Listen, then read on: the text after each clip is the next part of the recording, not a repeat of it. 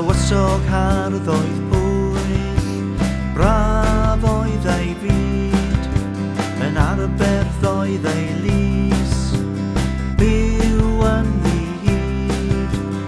Roedd e angen gwraig, gwag oedd ei fyd, a phan welodd hi, aeth i wlad yr hyd. O bwyll Ariannon, yn cwmpo mewn cariad ac yn llon. Bwyll Ariannon, y ddau gyda'i gilydd ac yn llon.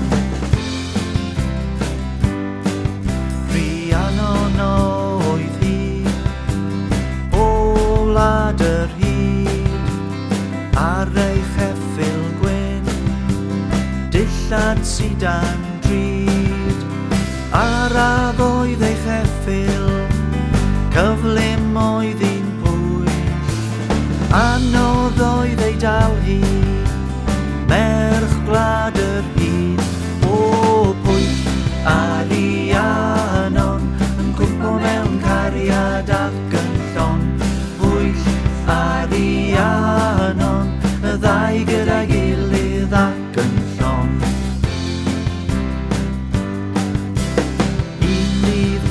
Arafodd i siarad â pwyll, ar ôl iddo weiddi, please, please gan bwyll.